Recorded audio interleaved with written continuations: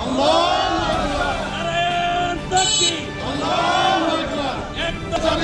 দফায় এক দাবি, এক দাবি, 24-এর বাংলায়, 24-এর বাংলায় 1 2 3 4 1 2 3 4 এক দফায় এক দাবি।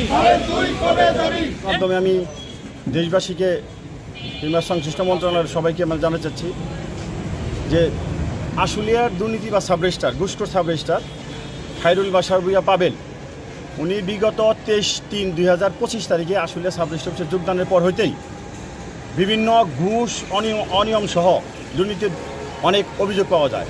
তারই ধারাবাহিকতায় আপনারা ইতিমধ্যেও জেনে থাকবেন, সেটা হলো উনি যোগদানের 4-5 কর্মদিবসের যে কোনো একদিন বৈষম্য বিরোধী ছাত্র আন্দোলনের কিছু নেতাকর্মী অফিসে রেজিস্ট্রি সংক্রান্ত বিষয়ে আসেন, তাদের সাথেও ওনার ঘুষ নিয়ে দুর্নীতি নিয়ে একটা কথা কাটাকাটি হয়। এক পর্যায়ে তাকে টেনে হিস্ট্রে লাঞ্ছিত করে অফিস থেকে বের করে দেয়।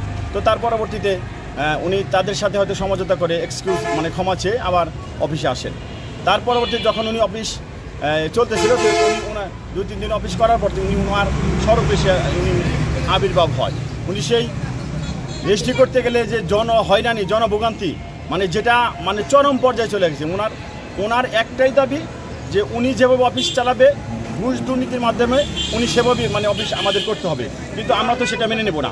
এটা আমরা মেনে নেই বিদায় ওনার সাথে আমাদের দফায় দফায় আলোচনা হয়েছে, বৈঠক হয়েছে, কিন্তু উনি ওনার সিদ্ধান্তে অনড় যে উনি যে মোটা ঘুষ দাবি করে সেই ঘুষের বিনিময়ে ওনার অফিস করতে হবে, দলিল করতে হবে। এর জন্য আমরা ওনার বিরুদ্ধে গত 17/6/2025 তারিখ থেকে আমরা এই এক দফা দাবিতে ওনার পদত্যাগের দাবিতে, ওনার অপসারণের দাবিতে, প্রত্যাহারের দাবিতে আমরা কর্মবিরতি পালন করতেছি।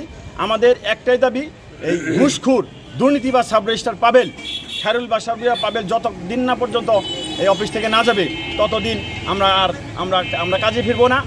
এটাই হলো আমাদের দাবি।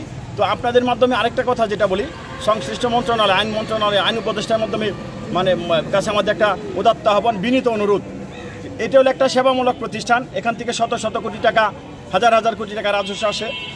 আমরা যে বর্তমানে জনভোগান্তির প্রতিবাদে, ঘুষ দুর্নীতির প্রতিবাদে যে আমরা কর্মবিরতি পালন করতেছি, তার জন্য এই রেজিস্ট্রি অফিস এক পর্যায়ে এক কথায় অচল হয়ে গেছে, স্থবির হয়ে গেছে, কাজকর্ম হয় না বললেই চলে। আপনারা ভিতরে গিয়ে আপনারা এই তদন্ত করে দেখতে পারবেন, তাদের ওনার কাছে আপনি জানতে পারবেন যে 17 তারিখ থেকে আজকে 25 তারিখ পর্যন্ত কয়টা দলিল হয়েছে।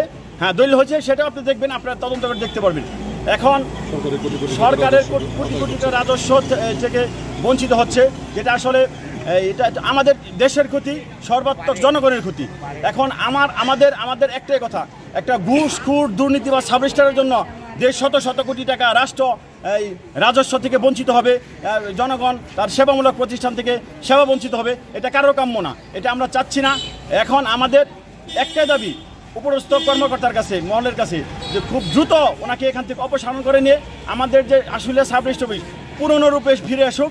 যে সুনাম ছিল, এখান থেকে যে শত শত কোটি টাকা আমরা আমাদের মাধ্যমে আমাদের যে কিঞ্চিত পরিমাণ যদি কিনা আপনি সহযোগিতার মাধ্যমে আমরা যে রাজস্ব আদায় করছি, সেটা যেন আবার স্বরূপে ফিরে আসে, সচল হয়। এটাই আপনাদের মাধ্যমে আমাদের সবার দাবি। একটাই দাবি, ওনার পদত্যাগ, ওনার প্রত্যাহার, ওনার অপসারণ।